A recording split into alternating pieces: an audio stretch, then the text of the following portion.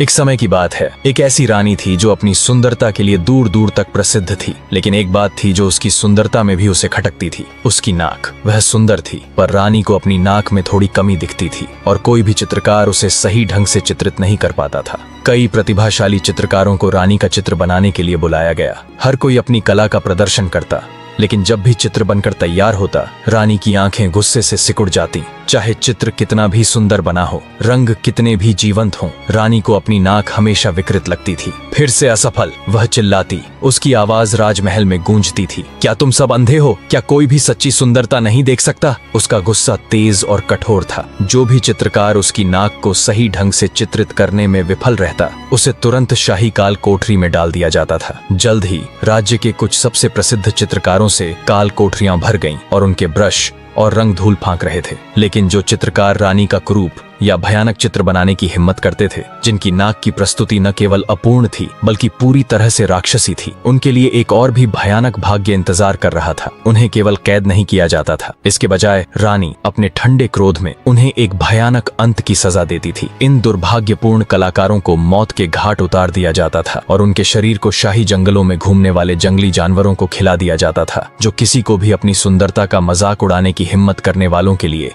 एक क्रूर सबक था। रानी के क्रोध का डर कलाकारों के समुदाय में जंगल की आग की तरह फैल गया। जल्द ही किसी भी कलाकार ने महल के पास जाने की हिम्मत नहीं की, जिससे सुंदर रानी एक भी ऐसे चित्र के बिना रह गई जो उसके असंभव मानकों को पूरा कर सके, और उसका राज्य बिना किसी स्वतंत्र चित्रकार के रह गया। समय बीतता गया और रानी का गुस्सा तो कम नहीं हुआ, पर उसे अपनी एक सही तस्वीर की चाहत अब भी सता रही थी। एक दिन उसने राज्य भर में एक नई घोषणा करवाई, जो भी चित्रकार मेरी नाक का सही और सुंदर चित्र बनाएगा, उसे 100 सोने की अशर्फियां दी जाएंगी। यह खबर सुनकर पूरे राज्य में हलचल मच गई। 100 सोने की अशर्फियां, यह कोई छोटी रकम नहीं थी। इसी लालच में राज्य के एक सिपाही ने अपने बेटे को, जो चित्रकला में थोड़ा बहुत माहिर था, रानी का चित्र बनाने के लिए भेजा। सिपाही का बेटा, जिसका नाम आदित्य था, बहुत डरा हुआ था। उसने अपने पिता से कहा, पिताजी, रानी बहुत क्रूर हैं। अगर उन्हें मेरा चित्र पसंद नहीं आया तो वे मुझे भी मार डालेंगी या जेल में डाल देंगी। लेकिन सिपाही ने उसे समझाया कि यह उनके परिवार के लिए गरीबी से निकलने का एक सुनहरा मौका है। डरते डरते आदित्य रानी के महल पहुंचा।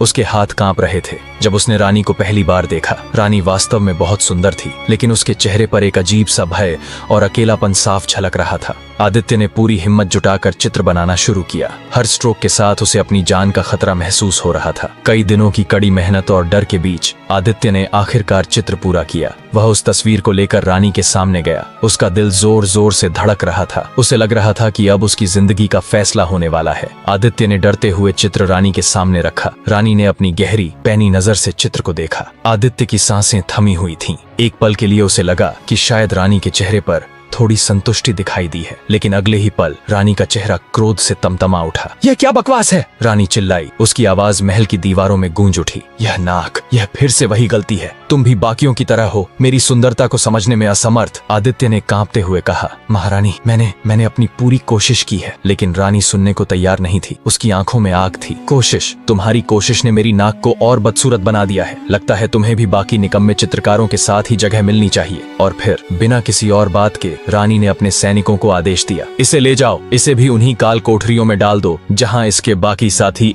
आदित्य को कुछ कहने का मौका ही नहीं मिला। 2 मजबूत सैनिक उसे पकड़कर घसीटते हुए ले गए। महल के गलियारों से होते हुए उसे सीधे उन अंधेरी नम काल कोठरियों में धकेल दिया गया, जहां पहले से ही कई और चित्रकार अपनी किस्मत को कोस रहे थे। आदित्य ने सोचा कि उसका अंत भी शायद उन जानवरों के मुंह में ही होगा जिनकी कहानियां उसने सुनी थी। रानी का गुस्सा इतना गहरा था कि किसी को बख्शती नहीं थी। अब आदित्य भी उन अभागे चित्रकारों में से एक था जिसकी कला रानी की अंधी सुंदरता की चाहत का शिकार हो गई थी। काल कोठरी में धकेल दिए जाने के बाद आदित्य को अपने से भी बड़े एक दुखद भाग्य का सामना करना पड़ा। उसे उसी सेल में डाला गया जहां एक महान चित्रकार, जिसका नाम रविंद्र था, पहले से ही कैद था। रविंद्र की उम्र काफी हो चुकी थी और उनकी कला की धूम कभी पूरे राज्य में थी। उनका चेहरा मुरझाया हुआ था, लेकिन उनकी आंखों में अभी भी एक अद्भुत चमक थी। स्वागत है युवा चित्रकार, रविंद्र ने खांसते हुए कहा। लगता है तुम भी उसी अपूर्ण नाक के शिकार हो गए। आदित्य ने डरते हुए सिर हिलाया। तभी जेल के सिपाहियों ने एक नई घोषणा की।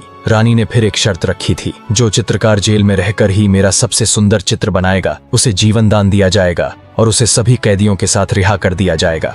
यह सुनकर जेल की उदासी में एक नई उम्मीद की किरण जगी, लेकिन साथ ही डर भी था। रविंद्र और आदित्य ने मिलकर चित्र बनाना शुरू किया। रविंद्र ने अपनी बची हुई शक्ति और अनुभव को एक अद्भुत चित्र में उड़ेल दिया। उन्होंने रानी की सुंदरता को उस तरह से चित्रित किया जैसे किसी ने पहले नहीं किया था, जिसमें उसकी नाक भी बिल्कुल सही लग रही थी, जैसे कि उन्होंने उसकी आत्मा को देखा हो। जब चित्र पूरा हुआ तो रविंद्र ने मुस्कुराते हुए आदित्य से कहा, बेटा, यह चित्र तुम लेकर जाओ। मेरी जिंदगी तो वैसे भी कम बची है। इस चित्र को तुम रानी को दिखाओगे तो तुम्हारी जान बच जाएगी और तुम कुछ और जिंदगी जी लोगे। आदित्य भावुक हो गया, लेकिन रविंद्र के कहने पर वह चित्र लेकर रानी के सामने पेश हुआ। उसका दिल फिर से धड़क रहा था, पर इस बार उम्मीद की एक नई किरण थी। रानी ने चित्र पर एक नजर डाली और फिर दूसरी। उसकी आंखें खुली रह गईं। यह वही चित्र था जिसकी उसे तलाश थी। उसकी नाक इतनी स्वाभाविक, इतनी सुंदर और इतनी सजीव दिख रही थी कि रानी मंत्रमुग्ध हो गई। वह चित्र की सुंदरता में पूरी तरह मोहित हो चुकी थी। रानी चित्र को एकटक देखती रही। उसके चेहरे पर वर्षों बाद एक सच्ची मुस्कान खिली थी। उसकी आंखें चमक उठीं, मानो उसे वह खजाना मिल गया हो जिसकी उसे लंबे समय से तलाश थी। उसकी प्रसन्नता देखते ही बन रही थी। यह अद्भुत है, रानी ने खुशी से कहा। यह है वह चित्र जिसकी मुझे हमेशा से चाह थी। मेरी नाक, यह बिल्कुल वैसी ही है जैसी मैं इसे देखती हूँ। तुमने ये कमाल कर दिखाया युवा चित्रकार। तुमने अपनी जान बचा ली और अपना इनाम भी जीता। रानी की इतनी खुशी देखकर आदित्य को अपनी अंतरात्मा कचोटने लगी। वह जानता था कि यह चित्र उसने नहीं बल्कि रविंद्र ने बनाया था। यह इनाम उसका नहीं था। उसने गहरी सांस ली और कांपते हुए पर दृढ़ आवाज में बोला, महारानी, यह चित्र मैंने नहीं बनाया है। रानी चौंक गई। उसकी खुशी अचानक संदेह में बदल गई। तो किसने बनाया है? उसने पूछा। उसकी आवाज में फिर से सख्ती आने लगी थी। यह चित्र जेल में बंद महान चित्रकार रविंद्र ने बनाया है, महारानी, आदित्य ने पूरी बात बताते हुए कहा। उनकी उम्र हो चुकी है और उन्होंने अपनी बची हुई सारी कला और शक्ति इस चित्र में लगा दी। उन्होंने कहा कि मेरी जान बच जाए, इसलिए मैंने यह चित्र आपके सामने प्रस्तुत किया। आदित्य की सच्चाई सुनकर रानी अवाक रह गई। उसने कभी सोचा भी नहीं था कि कोई अपनी जान बचाने के लिए झूठ बोलने के बजाय सच बोलने की हिम्मत करेगा। रानी की आंखों में आश्चर्य और फिर सम्मान के भाव आए। उसे अपनी गलती का एहसास हुआ। इतने प्रतिभाशाली कलाकारों को उसने सिर्फ अपनी जिद के कारण जेल में डाल रखा था। तुमने सच बोलकर मुझे और भी प्रसन्न कर दिया युवा, रानी ने कहा। तुम्हारी ईमानदारी और तुम्हारी कला दोनों ही अतुलनीय हैं। तत्काल रानी ने आदेश दिया कि रविंद्र को ससम्मान कारावास से बाहर लाया जाए। जब रविंद्र बुढ़ापे की कमजोरी के साथ रानी के सामने आए तो रानी ने झुककर उनका सम्मान किया। महान चित्रकार रविंद्र, रानी ने कहा, मैं अपनी गलती स्वीकार करती हूँ। आपकी कला और आदित्य की सच्चाई ने मेरी आंखें खोल दी हैं। रानी ने रविंद्र और आदित्य दोनों को जीवन दान दिया और उन्हें तुरंत राज्य का शाही चित्रकार नियुक्त कर दिया। अपनी नई तस्वीर से अभिभूत और रविंद्र तथा आदित्य की ईमानदारी से प्रभावित होकर रानी का हृदय अब तक के सबसे बड़े हृदय आनंद से भर गया था। यह चित्र सिर्फ एक तस्वीर नहीं थी, यह उसकी जिद और उसके मन की उलझन से मुक्ति का प्रतीक था। उसने तत्काल आदेश दिया कि इस अद्भुत चित्र की कई प्रतियां बनाई जाएं। फिर एक शाही फरमान जारी किया गया। रानी ने घोषणा की कि उसके इस सुंदर चित्र को राज्य के हर गांव, हर शहर और हर सार्वजनिक स्थान पर प्रदर्शित किया जाए। सैनिकों को आदेश दिया गया कि वे सुनिश्चित करें कि हर नागरिक इस चित्र को देखे और रानी की सच्ची सुंदरता से परिचित हो। इसके साथ ही एक और महत्वपूर्ण घोषणा की गई जिसने पूरे राज्य में हलचल मचा दी। इस चित्र को देखने वाला हर वह राजकुमार जो स्वयं को मेरी योग्यता के अनुरूप समझता है, उसे मेरे समक्ष विवाह का प्रस्ताव रखने के लिए आमंत्रित किया जाता है। यह एक अभूतपूर्व घोषणा थी। इतने सालों तक रानी ने अपनी सुंदरता की कमी के डर से कभी विवाह के बारे में नहीं सोचा था और अब अपनी सच्ची तस्वीर को देखकर उसे लगा कि वह अब विवाह के लिए तैयार है। यह चित्र सिर्फ उसकी सुंदरता का प्रमाण नहीं था, बल्कि यह उसके भीतर आए बदलाव का भी प्रतीक था। एक ऐसी रानी जो अब अपनी असलियत को स्वीकार कर चुकी थी और डर से परे जाकर जीवन में आगे बढ़ने को तैयार थी। पूरे राज्य में राजकुमारों और उनके दूतों में खलबली मच गई। हर कोई उस महान रानी का हाथ थामना चाहता था जिसकी सुंदरता की चर्चाएं अब नए सिरे से पूरे देश में फैल चुकी थीं। रानी की घोषणा सुनते ही दूर दूर के राज्यों से राजकुमारों का तांता लगने लगा। हर कोई उस असाधारण रूपवती रानी को करीब से देखना और उसका हाथ थामना चाहता था। महल में हर दिन नए राजकुमारों का आगमन होता था जो अपनी वेशभूषा, धन और बल का प्रदर्शन करते थे। लेकिन रानी इतनी आसानी से किसी को अपना जीवन साथी बनाने वाली नहीं थी। उसने सभी राजकुमारों के सामने एक कठिन शर्त रखी। मैं केवल उसी राजकुमार से विवाह करूंगी जो मेरे 3 प्रश्नों का सही उत्तर दे पाएगा, और हाँ, मेरी सच्ची सुंदरता को भी वही देख पाएगा जो इन प्रश्नों का समाधान करेगा। यह सुनकर कई राजकुमारों के चेहरे पर निराशा छा गई, क्योंकि वे केवल रानी के रूप पर मोहित थे, उसकी बुद्धि पर नहीं। एक एक करके हर राजकुमार को रानी के सामने लाया गया। रानी उनसे 3 प्रश्न पूछती जो केवल ज्ञान या बल से संबंधित नहीं थे, बल्कि बुद्धिमत्ता, संवेदनशीलता और गहरी समझ से जुड़े थे। कई राजकुमार जो घमंड में चूर होकर आए थे रानी के पहले प्रश्न पर ही अटक जाते और शर्मिंदा होकर लौट जाते। कुछ राजकुमारों ने हिम्मत दिखाई और दूसरे प्रश्न तक पहुंचे, लेकिन अंततः वे भी रानी की कसौटी पर खरे नहीं उतर पाए। कोई भी राजकुमार रानी के तीनों प्रश्नों का संतोषजनक उत्तर नहीं दे सका। दिन, हफ्ते और फिर महीने बीतते गए। सैकड़ों राजकुमार आए और खाली हाथ लौट गए। रानी अब भी अकेली थी और उसके प्रश्न अनुत्तरित थे। ऐसा लगने लगा था कि रानी को कभी अपना योग्य वर नहीं मिलेगा, क्योंकि उसकी सुंदरता को निहारने वाले तो बहुत थे, पर उसकी बुद्धि का मुकाबला करने वाला कोई नहीं था। अपनी नई तस्वीर से अभिभूत और रविंद्र तथा आदित्य की ईमानदारी से प्रभावित होकर रानी का हृदय अब तक के सबसे बढ़े आनंद से भर गया था। यह चित्र सिर्फ एक तस्वीर नहीं थी, यह उसकी जिद और उसके मन की उलझन से मुक्ति का प्रतीक था। उसने तत्काल आदेश दिया कि इस अद्भुत चित्र की कई प्रतियां बनाई जाएं। फिर एक शाही फरमान जारी किया गया। रानी ने घोषणा की कि उसके इस सुंदर चित्र को राज्य के हर गांव, हर शहर और हर सार्वजनिक स्थान पर प्रदर्शित किया जाए। सैनिकों को आदेश दिया गया कि वे सुनिश्चित करें कि हर नागरिक इस चित्र को देखे और रानी की सच्ची सुंदरता से परिचित हो। इसके साथ ही एक और महत्वपूर्ण घोषणा की गई, जिसने पूरे राज्य में हलचल मचा दी। इस चित्र को देखने वाला हर वह राजकुमार जो स्वयं को मेरी योग्यता के अनुरूप समझता है, उसे मेरे समक्ष विवाह का प्रस्ताव रखने के लिए आमंत्रित किया जाता है। यह एक अभूतपूर्व घोषणा थी। इतने सालों तक रानी ने अपनी सुंदरता की कमी के डर से कभी विवाह के बारे में नहीं सोचा था, और अब अपनी सच्ची तस्वीर को देखकर उसे लगा कि वह अब विवाह के लिए तैयार है। यह चित्र सिर्फ उसकी सुंदरता का प्रमाण नहीं था, बल्कि यह उसके भीतर आए बदलाव का भी प्रतीक था। एक ऐसी रानी जो अब अपनी असलियत को स्वीकार कर चुकी थी और डर से परे जाकर जीवन में आगे बढ़ने को तैयार थी। पूरे राज्य में राजकुमारों और उनके दूतों में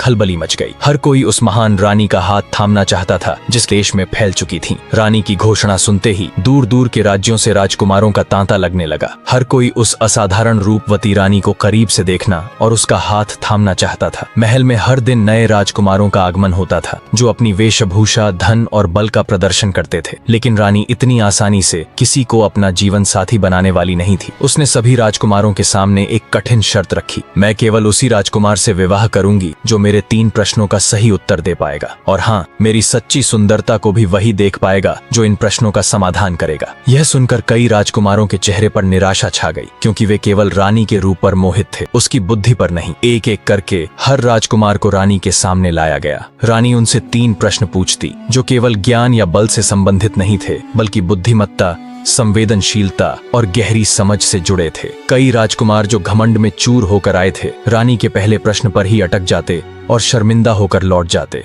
कुछ राजकुमारों ने हिम्मत दिखाई और दूसरे प्रश्न तक पहुंचे, लेकिन अंततः वे भी रानी की कसौटी पर खरे नहीं उतर पाए। कोई भी राजकुमार रानी के तीनों प्रश्नों का संतोषजनक उत्तर नहीं दे सका। दिन, हफ्ते और फिर महीने बीतते गए। सैकड़ों राजकुमार आए और खाली हाथ लौट गए। रानी अब भी अकेली थी और उसके प्रश्न अनुत्तरित थे। ऐसा लगने लगा था कि रानी को कभी अपना योग्य वर नहीं मिलेगा, क्योंकि उसकी सुंदरता को निहारने वाले तो बहुत थे, पर उसकी बुद्धि का मुकाबला करने वाला कोई नहीं था। रानी के दरबार में राजकुमारों के आने जाने और खाली हाथ लौटने का सिलसिला जारी रहा। कई महीने बीत गए, लेकिन कोई भी रानी के प्रश्नों का उत्तर नहीं दे पाया। रानी अब थोड़ी उदास रहने लगी थी। उसे लगने लगा था कि शायद उसे कभी अपना योग्य साथी नहीं मिलेगा। एक दिन जब दरबार में कोई राजकुमार मौजूद नहीं था, आदित्य, वही युवा चित्रकार जिसने सच्चाई बोलकर रविंद्र और अपनी जान बचाई थी, ने हिम्मत जुटाई। उसने धीरे से रानी के सामने आने की अनुमति मांगी। रानी ने आश्चर्य से उसे देखा। क्या बात है आदित्य, क्या तुम मुझे कोई नया चित्र दिखाना चाहते हो? आदित्य ने सम्मान पूर्वक झुकते हुए कहा, नहीं महारानी, मैं जानता हूँ कि मैं कोई राजकुमार नहीं हूँ और न ही मैं आपसे विवाह का प्रस्ताव रखने आया हूँ, परंतु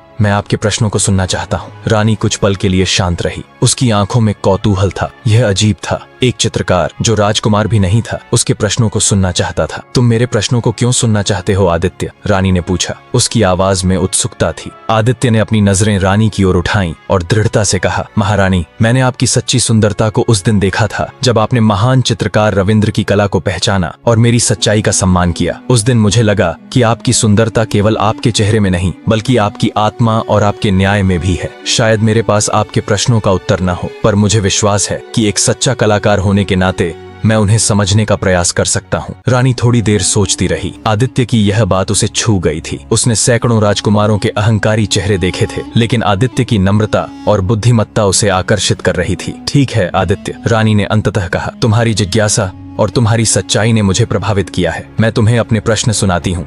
लेकिन याद रखना, तुम केवल प्रश्न सुनने आए हो, उत्तर देने का अधिकार राजकुमारों के लिए सुरक्षित है। आदित्य ने कृतज्ञता से सिर झुकाया। रानी ने अब उसे अपनी ओर बुलाया और अपने 3 प्रश्न कहने लगी, जिन्हें सुनकर बड़े बड़े राजकुमार भी घबरा जाते थे। रानी ने अपनी शर्त के अनुसार आदित्य को अपने पास बुलाया। उसकी आंखों में गंभीरता थी, लेकिन एक हल्की सी उत्सुकता भी थी कि यह चित्रकार उसके प्रश्नों पर कैसे प्रतिक्रिया देता है। ठीक है आदित्य, रानी ने अपनी गंभीर आवाज में कहा, ध्यान से सुनो। मेरा पहला प्रश्न एक कहानी के भीतर छिपा है। रानी ने सांस ली और एक कहानी सुनाना शुरू किया। एक घने जंगल में एक बहुत ही सुंदर हिरण रहता था। उसकी चमड़ी इतनी चमकदार थी कि सूरज की रोशनी पड़ते ही वह हीरे मोतियों की तरह जगमगाती थी। जंगल के सभी जानवर उसकी सुंदरता की तारीफ करते थे, लेकिन वह हिरण हमेशा उदास रहता था। उसे डर था कि उसकी यह अनोखी सुंदरता ही उसे शिकारी की नजर में ले आएगी और एक दिन उसका अंत कर देगी। रानी ने कहानी रोक दी और आदित्य की आंखों में देखा। तो मेरा प्रश्न ये है आदित्य, इस सुंदर हिरण को अपने डर से मुक्ति कैसे मिल सकती है और उसकी सुंदरता उसके लिए शाप के बजाय वरदान कैसे बन सकती है? पूरा दरबार खामोश था। कई राजकुमार इस प्रश्न पर पहले ही उलझ चुके थे। कुछ ने कहा था कि उसे छिप जाना चाहिए, कुछ ने कहा कि उसे अपनी सुंदरता को त्याग देना चाहिए, और कुछ ने तो यहाँ तक कह दिया था कि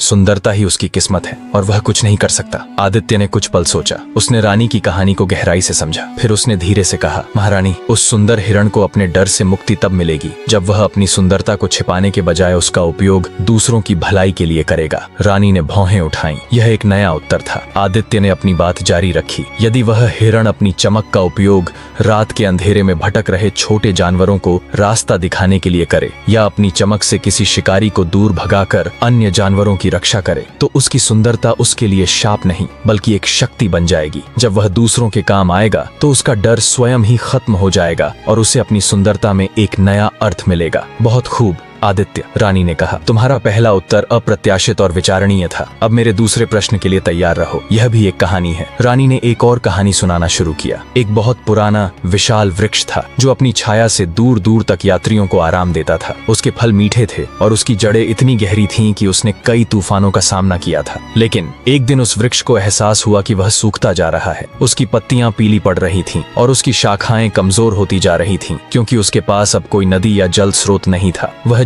जानता था कि एक दिन वह पूरी तरह सूख जाएगा और खत्म हो जाएगा। रानी ने कहानी रोक दी और आदित्य की आंखों में देखा। उसका स्वर इस बार थोड़ा अधिक गंभीर था। तो मेरा प्रश्न है आदित्य, यह महान वृक्ष जो स्वयं दूसरों को इतना कुछ देता रहा है, खुद को सूखने से बचाने के लिए क्या कर सकता है जब उसके पास कोई स्पष्ट जल स्रोत न हो? दरबार में फिर से चुप्पी छा गई। यह प्रश्न भी उतना ही जटिल था जितना पहला। कई राजकुमारों ने कहा था कि उसे वर्षा का इंतजार करना चाहिए, या किसी और वृक्ष से पानी मांगना चाहिए, या फिर उसे मर जाना चाहिए।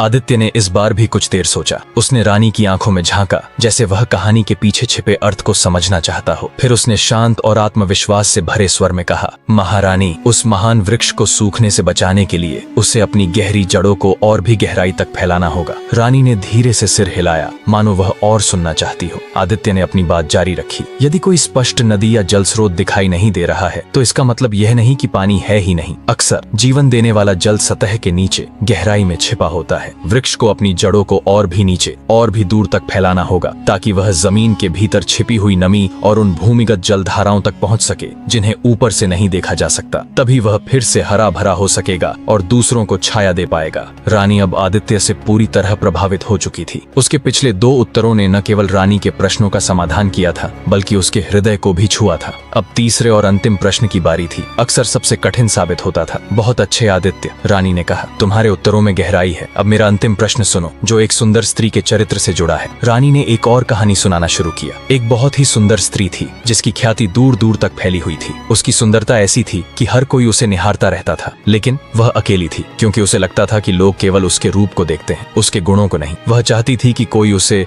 उसकी सच्ची पहचान के लिए जाने, न कि सिर्फ उसकी बाहरी सुंदरता के लिए। उसने अनेक प्रयास किए, लेकिन फिर भी वह हमेशा अपनी सुंदरता के जाल में फंसी महसूस करती थी, जहां उसे केवल एक सुंदर प्रतिमा की तरह देखा जाता था। रानी ने कहानी समाप्त की और अपनी गहरी आंखों से आदित्य की ओर देखा। उसकी आवाज में एक हल्की सी उदासी थी। तो मेरा अंतिम प्रश्न है आदित्य, यह सुंदर स्त्री कैसे यह सुनिश्चित कर सकती है कि लोग उसकी बाहरी सुंदरता से परे उसके आंतरिक गुणों, उसकी बुद्धि और उसके चरित्र को भी देखें और सराहें? पूरा दरबार, जो अब तक आदित्य के उत्तरों से चकित था, सन्नाटे में डूब गया। यह प्रश्न सबसे व्यक्तिगत और सबसे गहरा था, जो सीधे रानी की अपनी भावना से जुड़ा था।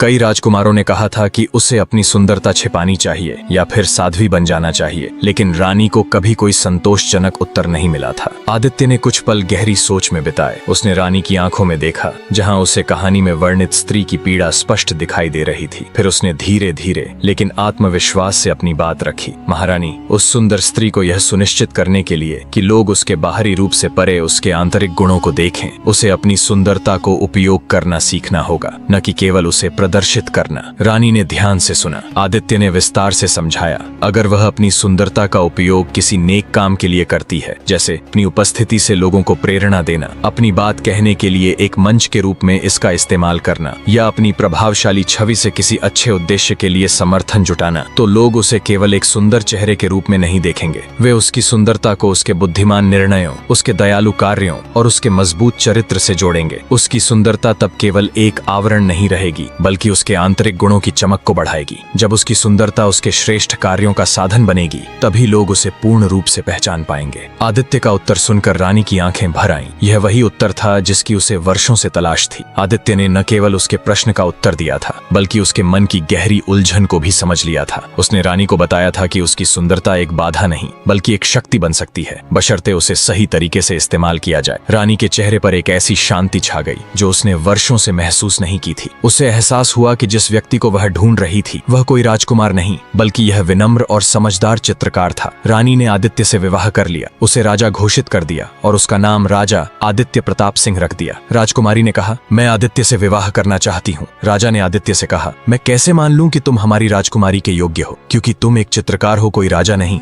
राजा ने आदित्य की परीक्षा लेने का फैसला किया। उन्होंने कहा, तुम्हें नगर में जाकर कुछ खाने के लिए मांगना होगा, लेकिन ध्यान रहे, नगर में कुछ मांगना नियम के खिलाफ है। यह एक कठिन काम था। आदित्य ने सोचा, मैं कैसे मांगूंगा जबकि यह नियम के खिलाफ है? अगर मैं पकड़ा गया तो शायद मुझे सजा हो जाए। राजा ने आदित्य की ओर देखा और बोले, यह एक कठिन काम है, मैं जानता हूँ, लेकिन एक सच्चा योद्धा कभी हार नहीं मानता। मैं तुम्हें एक और मौका देता हूँ। आदित्य ने गहरी सांस ली और राजा से कहा, महाराज, मुझे अपनी राजकुमारी के योग्य साबित करने का मौका देने के लिए धन्यवाद। मैं आपकी चुनौती स्वीकार करता हूँ। आदित्य अपनी तलवार लेकर नगर की ओर चल पड़ा। उसके मन में एक ही विचार था, मुझे यह करना है। जब आदित्य नगर के बाजार में पहुंचा तो उसने देखा कि लोग अपनी दुकानों पर काम कर रहे थे। किसी ने उसे नहीं देखा। आदित्य ने सोचा, अगर मैं किसी से कुछ मांगूंगा तो वे मुझे पकड़ लेंगे। तभी आदित्य की नजर एक बूढ़ी औरत पर पड़ी जो अपनी दुकान में बैठकर कुछ बेच रही थी। आदित्य उसके पास गया और बोला, माँ, क्या आप मुझे कुछ खाने को दे सकती हैं? मैं बहुत भूखा हूँ। बूढ़ी औरत ने आदित्य की ओर देखा और मुस्कुराई। उसने कहा, बेटा, तुम इस नगर में नए लगते हो, यहाँ कोई भी कुछ मांगता नहीं है। आदित्य और आगे बढ़ गया। वह बहुत व्याकुल हो उठा था। आदित्य नगर में भटक रहा था और उसे बहुत प्यास लगी थी। वह एक बूढ़ी महिला के पास पहुंचा और बोला,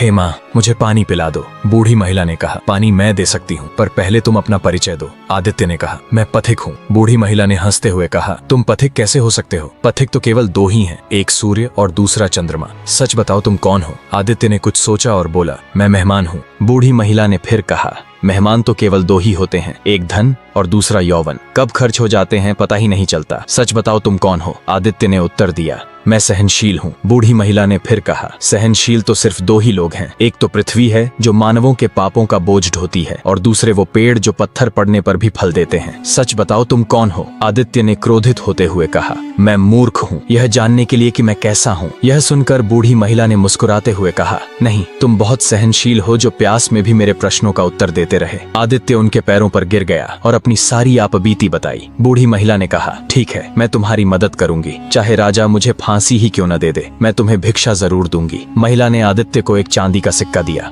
और कहा, जब राजा तुमसे कुछ पूछे तो उससे एक पहेली पूछना, वह समझ जाएगा कि तुम्हारी मदद किसने की। आदित्य ने वैसा ही किया और महल पहुंच गया। आदित्य को देखकर राजा हैरान हो गए। राजा ने पूछा, यह सिक्का कहाँ से मिला? आदित्य ने उत्तर में एक पहेली बुझाई। एक रानी जो कभी महल की नहीं थी, पर जिसने महल को रोशन किया। एक प्रेम जो कभी पूरा नहीं हुआ, पर जिसने हमेशा साथ दिया। राजा समझ गए कि यह सिक्का राजा की प्रेमिका ने दिया है, जिसको राजा ने राजपाट के लालच में छोड़ दिया था। उनके चेहरे पर पश्चाताप के भाव थे और उन्हें अपनी भूल का एहसास हुआ। राजा ने आदित्य के ज्ञान की परीक्षा के लिए एक पहेली पूछी। राजा ने कहा, एक चीज जो कभी दिखती नहीं पर हमेशा साथ रहती है, जो बीत जाए तो वापस नहीं आती, पर जिसका असर हमेशा रहता है। बताओ वह क्या है? आदित्य ने मुस्कुराते हुए उत्तर दिया, महाराज वह समय है। राजा ने गहरी सांस लेते हुए कहा, मुझे अपनी गलती पर अफसोस है। मैंने अपनी प्रेमिका के साथ जो किया वह माफ करने योग्य नहीं है, पर मैं समय को वापस नहीं ला सकता हूँ। राजा की आंखों में पश्चाताप के आंसू थे। उसने आदित्य से कहा, तुमने मुझे यह एहसास दिलाया है कि सच्ची दौलत राजपाट नहीं बल्कि प्रेम है। मैं तुम्हें राजकुमारी के योग्य वर मानता हूँ। राजा ने उसी दिन आदित्य और राजकुमारी का विवाह करवा दिया। रानी ने आदित्य से विवाह कर लिया, उसे राजा घोषित कर दिया और उसका नाम राजा आदित्य प्रताप सिंह रख दिया। अगर आपको हमारी कहानी पसंद आई हो तो हमारे YouTube अकाउंट को लाइक और सब्सक्राइब करें और शेयर करें और नई कहानी के साथ बने रहें। जय हिंद, जय भारत।